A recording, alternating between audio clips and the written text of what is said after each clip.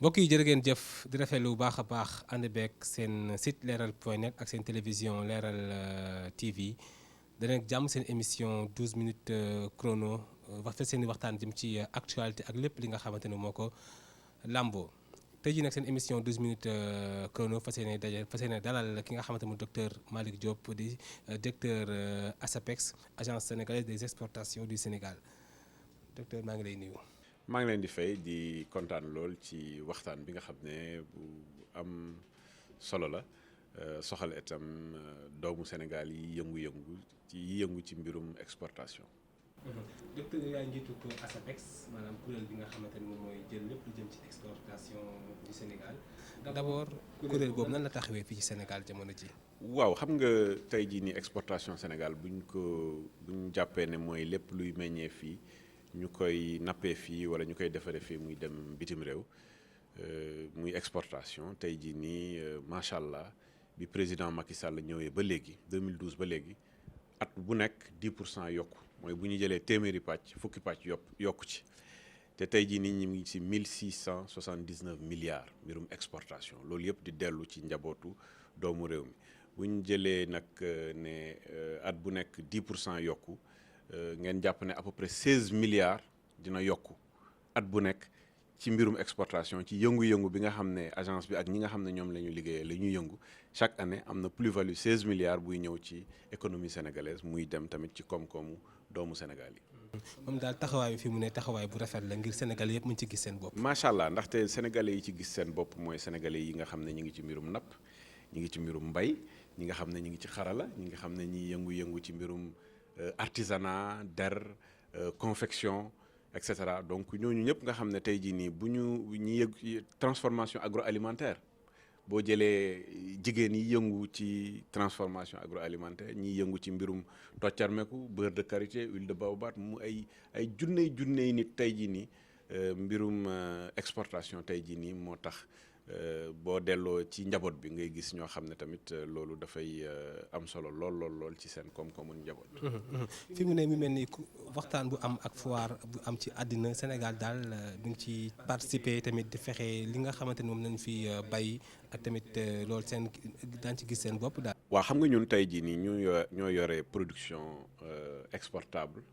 Sénégal boo xam ne lépp loo xam ne day meññee fii nga fexe ñu def ko ci anam boo xam ne.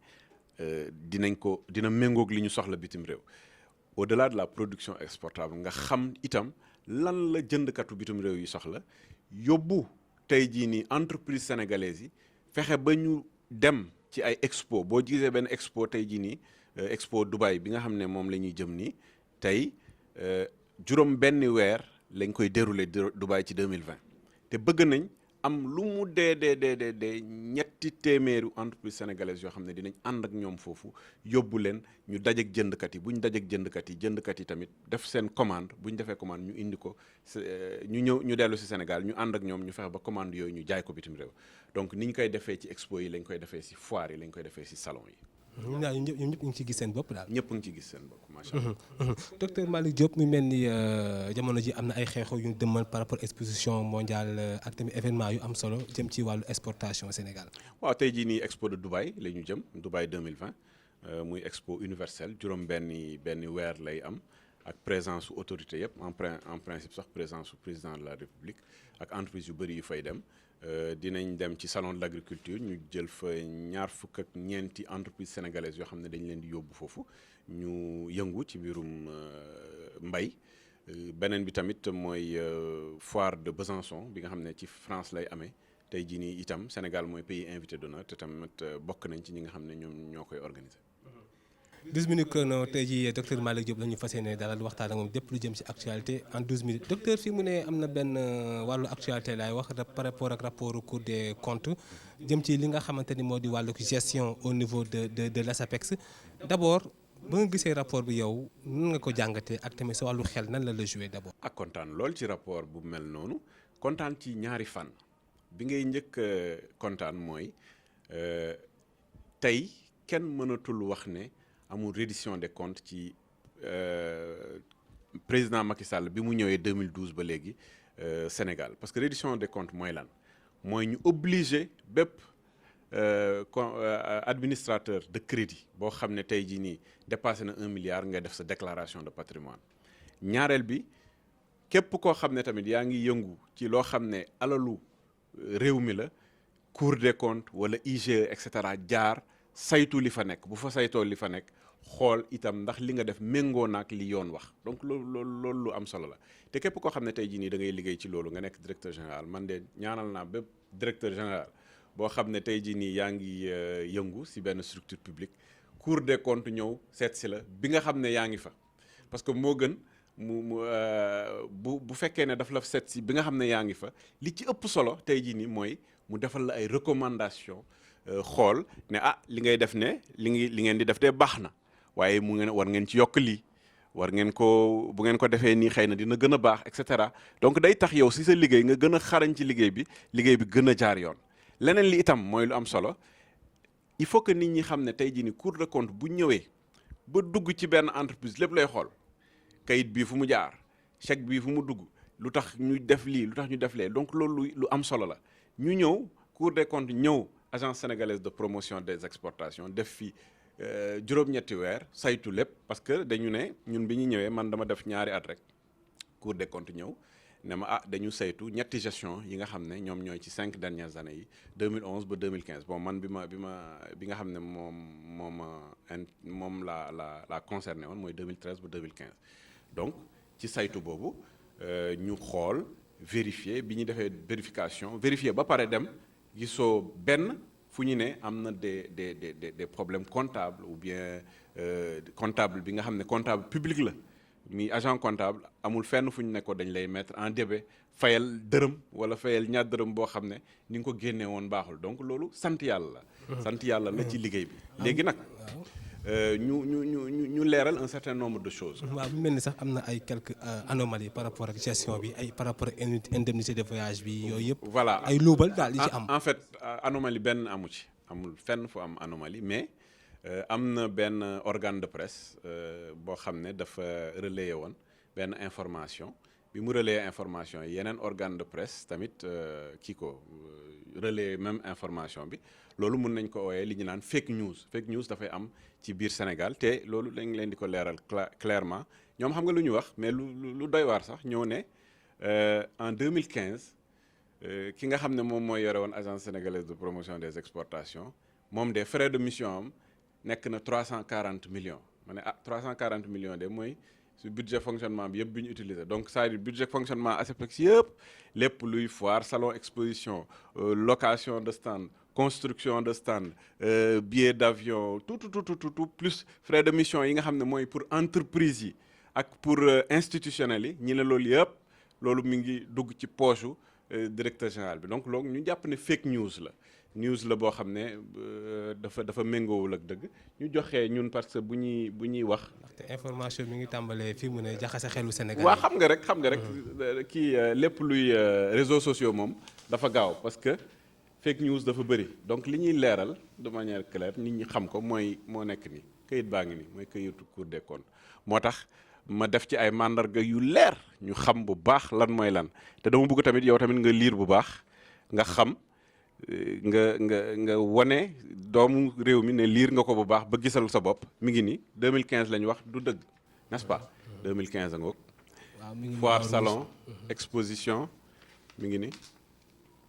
billet d'avion voyage frais foire salon exposition mooy boo demee bitim réew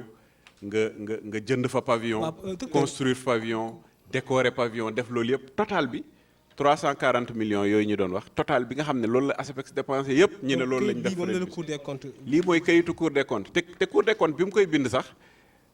maanaam nekkul woon ci loolu parce que Cour des comptes bi muy bind lii pour wane les types de dépenses sur la période day wane type de dépense waxul ne dépense bi baax na baaxul dafay wane type de dépense yi architecture des dépenses parce que liggéey bi dafay liggéey bu jaar yoon parce que ñoom tamit dañ leen di féliciter parce que c'est des magistrats qui sont très bons dans leur domaine liggéey jaarale liggéey yoon def li ñu war a def ko ni ñu ko war a defee donc ñu ngi leen di féliciter encore une fois maintenant bu ñu expliquer loolu ba pare la ñu wone ñun suñu mission yi fan la jëm suñu mission yi à l'extérieur naka la ñu fexee ba gën a yokk koom-koomu exportation biir Sénégal après nag c'est pour ça que dans les recommandations au-delà de ces recommandations yi ñuy wax noonu dans les recommandations ñoom dañuy recommander sax li nga xam ne moom moo nekk ci arrêté de création décret de création wu structure bi que ñu gën a yokk budget ASEPEX parce que li nga xam ne moom lañ prévoir muy redevance statistique redevance COSEC et cetera loolu yëpp ñu mën a ko mettre à la disposition de l'agence qui a en charge les exportations donc gis nga fi fake news di yegg c'est-à-dire cours bi wone naka la ñu liggéeyee dans le cadre des exportations wone itam li nga xam ne tey jii nii moom la ñu war a def ba gën a yokk deminu exportation yi gën a yokk également koom-koomu agence bi ñu nit ñi di wax leneen. loolu la ñu loolu la ñu ooyee fake news boobu ngay wax ak information yooyu yow ban taxawaay nga ci war a am yow da nga ci na nga ko nar a topp jusqu'au bout da nga ci nar a porter plainte wala dana def. waaw xam nga ñun am nañ li ñu naan service juridique nag ñoom ñooy liggéey ci loolu man sama liggéey ci direction générale la service juridique bi nag ñoom ñu ngi xool. man li ma leen mën wax rek mooy ñun le plus important mooy lépp leer su fekkee ne dañu war a dem ci ñi nga xam ne ñoom ñooy les pairs des journalistes ñu xool ak ñooñu ñëw saytu mbir mi wala justice les éléments justice yoon fexe ba gën a wone lan moo indi lii lan moo tax ñu def lii est-ce que amul quelque chose derrière et cetera ñun loolu moom moo ñu envisager nga porter plainte. vous savez loolu man du lu may wax nii mais service juridique bu ñu paree dinañ remonter l'information au niveau de la direction générale man tamit ma waxtaan ak ñi nga xam ne ñoom laa nekkal parce que tamit am na ñu ma nekkal ñu may waxtaanal ñu xool lan moo gën est-ce que dañu war a topp loolu ci justice ou pas. Docteur, par exemple dans le cadre général noo gisee yow sa gestion comptabilité si biir ASEPEX. waaw sama gestion comptable nag bon man du ma comptable public bi ma ñëwee à l'ASEPEX en 2013 li ma njëkk a def parce que man loolu laa xam man dans la gestion publique bi ma nekkee maire par exemple j'avais ki nga xam ne mooy yore mbirum comptabilité te nekk ministère des finances kooku tey jii nii moom moo yore woon tout ce qui est gestion comptable parce que yow da ngay def ordonnancement des dépenses comptable bi tamit recette perception municipale la nekk def exécution des dépenses donc dama ñëw demander à au ministère des finances ñu yónnee ma comptable moo tax dama ñëw rek un mois après rek ma am li ñu naan agent comptable public bi nga xam ne tey jii nii moom mooy saytu lépp loo ordonnancé moom moo koy saytu ñun ordonnateur doolaal xaalis li ngay mën a def rek mooy demander à ce qu'on fasse une dépense moom mu xool régularité de la dépense su dee xoolee régularité rek def l'exécution je donne juste un exemple très simple bu am solo sax ñu ne par exemple les dépenses les voyages à l'étranger c'est basé sur quoi c'est basé sur le décret de 2004 qui précise que les voyages à l'étranger en business et à raison de 180 à 200 000 francs ñooy régir tey jii nii tout ce qui est dépenses des voyages à l'étranger donc yow da ngay def ordonnancement ñoom ñu vérifier ne directeur général de business la war a voyager ak lii ak lee su fekkee ne loolu période boobu la dafa c'est encore plus clair cette période qui nous concerne par exemple voyages à l'étranger sont régis par ça aujourd'hui le décret de 2017 qui est un décret qui dit clairement qu'à l'occasion des missions à l'étranger de personnalités qui sont les personnalités qui suivent voyage en classe affaires ñu cité ñu bëri président du Conseil constitutionnel premier président de la Cour suprême et cetera cité également les directeurs généraux des agences et des sociétés nationales et assimilées ngi ni lire nga les directeurs généraux des agences des sociétés nationales et assimilées voilà et seen barème mi ngi ni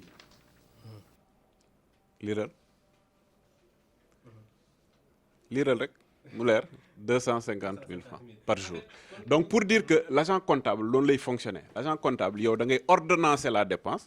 soo defee ordonnancement de la dépense moom mu vérifier taxes yi su vérifier taxes yi sur cette base là nag mu def. kon daal bu ñu sukkandikoo ci kàddu gi bu ñu sukkandikoo ci kàddu gi daal ASEPEX boîte bu crédible la. ah oui et puis li ci ëpp solo tey jii nii dafa am yoo xam ne tey jii nii dañ ko defaraat ba mu jaar yoon mooy tey jii nii aujourd'hui su ngeen xoolee même yenn recommandation Cour des comptes dañu naan nous recommandons par exemple que mu am manuel de procédure et ils disent le directeur général nous a dit que c'était en cours parce que liggéey boo xam ne bon man 2 ans laa defoon donc léegi def naa c'est ma 7e année donc c'était en cours et cetera donc soo xoolee tey jii nii toutes les recommandations ñu jël manuel de procédure c'est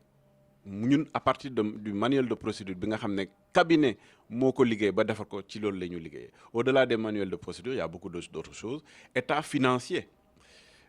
c'est à mon arrivée qu'on a commencé par faire des états financiers commencer xool également les éléments d'archivage et cetera léegi dañu def état financier comme il faut di def li ñu naan compte administratif comme il faut vraiment li nga xam ne système de gestion bi ñu am dafa méngoog même des structures privées yi nga xam ne beaucoup d'éléments de gestion yoo dañ koy laajte en plus. docteur mi mel ni ñu ngi si njeexital bi léegi par rapport ak par exemple rapport Cour des comptes bi yow lan nga si jàngee ak tamit si wàllu amélioration sa liggéey lan nga si bëgg lan nga si jàngee pour. liggéey bi gën a mën a jàngat bu am solo li ñu siy jàng mooy Cour des comptes liggéeyam dafa am solo te Cour des comptes dafa mel ni cabinet de consultance boo xam ne da lay dimbale si sa liggéey. parce que surtout bon ñun chance bi ñu am Cour des comptes dafa teel a ñëw chez nous dañu commencé rek Cour des comptes ñëw ne ñu ci liggéey bi de war ngeen mën a améliorer lii war ngeen ci mën a yokk lii war ngeen ci mën a yokkale ñu fexe ba liggéey ak suñu président de conseil je profite de l'occasion également pour féliciter un président de conseil qui est techniquement valable mais également bu nga xam ne lépp daf koy jaarale yoon ci liggéey bi boo ñëwee ci conseil de surveillance monsieur Moustapha Kane bu ñëwee dafay ñëw ne ñu jël tout ce qui est tableau de bord des recommandations de la Cour des comptes ñu ne waxoon nañ de foog ñu am grille salariale bu leer foog ñu am nu mu tuddati foog ñu def ay état financier compte administratif ñuy vérifier ba jeexal toutes les recommandations de la Cour des comptes donc jàngat boobu lañ ci am képp koo xam ne administrateur public la nga am ay recommandations yi fexeel ba topp ko ba fexe ba liñ la wax nga mu jaar yoon je donne juste quelques exemples ñun tamit dinañ ci xaw a dimbale Cour des comptes par exemple entre le décret de 2004 et le décret de 2017 sur les voyages des nu mu tuddati des directeurs généraux d'agences et cetera il y a 33 agences d'exécution passage bi dimbale na également Cour des comptes de sorte que mu am benn décret buy clarifier vraiment tout concernant donc les voyages des directeurs généraux donc muy wane ne que tey jii nii Sénégal ni muy doxee transparence dafa am dégg nañ bu baax ñenn ñi naan oui nañ def lii nañ def lee mais wax ji rek moo bëri mais ku xam tey jii nii Sénégal ni muy doxee depuis que le président Macky Sall est là c'est la transparence dans la gestion des affaires publiques ku yore affaires publiques lépp luy corps de contrôle dañ lay topp xool loo def noo ko defee foo ciy jaar et cetera et loolu c'est très bien pour les administrateurs publics parce que dafay tax yow boo ci paree sa xel day dal parce que corps de contrôle jaar na su gisul dara mu leer nañ xam ne gisul dara bu ñu waree améliorer dara mu ne defal amélioration et cetera donc loolu yëpp dafay lu am solo loo xam ne tey jii nii c'est sous le règne du président Macky Sall qu'on a eu ça. docteur Malick Diop ñu lay jaajëfal sa kàddu gu mujj. sama kàddu gu mujj mooy rek quelques éléments yu am solo wax doomu Sénégal. nekk tey jii nii la gestion des affaires publiques dafa am solo ñun dafay loo xam ne dañu xeex éthique dañu xeex tout ce qui est gestion publique par les gestionnaires yi nga xam ne lépp lu ñu def nañ ko def te leeral ko par rapport aux populations donc bu ñuy defee lii di wone ay rapport public dafay loo xam ne dañ ko war a passer à travers les populations leneen li tamit je pense que c'est un message aussi pour les populations parce que les populations dañu war a xam kan mooy kan loolu dafa am solo des fois bon parce que l'histoire des fake news qui sortent parce que comme wan naa la démontré naa la noir sur blanc que amoon na fake news boo xam ne kenn xamul kan moo ko def ki ko def nag moo yàlla la mais kenn xamul ki ko def toog na xool fan la mën a jël un administrateur public boo xam ne tey jii nii ci liñ ko xamee mooy jub mu ne naka laay fexe ba tilimal deru nit ki mais kooku amul problème moo yàlla la yàlla moom mooy régler li nga xam ne daf ko war a régler heure bu mu ko war a régler fi mu ko war a régler et donc ñoon dañ koy bàyyi ak yàlla rek. donc loolu mooy message bu mujj bi, message aux administrateurs également, que les choses se fassent ak dal lépp lu ñuy def rek nañ ko def ak dal, wax ko fi ñu ko war a waxee ni nga ko war a waxee. moo taxoon man dama tukki woon, j'étais en voyage, te voyage bi ma demoon pour réew mi la, ñu ngi dang-dangi nag fépp ci àdduna, fépp fu ñu dem rek pour Sénégal la. donc bi ma ko yëgee ñi di wax naan oui porter plainte et cetera, man leen dal leen, bu ngeen dalee man bu ma ñëwee rek bu ma waxee doomu Sénégal yi wan leen li nga xam ne am na, dañuy jàll ci loolu 2 secondes la, après ñu continuer liggéey bi, liggéeyal doomu Sénégal. ñu ngi lay jaajëfal bu baax. jërëjëf. mu nekkoon seen émission 12 minutes chrono ak docteur Malick Diop, directeur général de l'ASAPEX. mbokk yi li ma nekkoon seen émission jaajëfal bu baax a baax Alioune si wàllug caméra bi ak tamit Pa Omar ci wàllug caméra bi. montage bi tamit Aliou ak équipe technique Leral TV gi yëpp dañ jox dig daje incha allahu rabbi yàggatul ci lu gaaw ak beneen numéro 12 minutes chrono jërë ngeen jëf.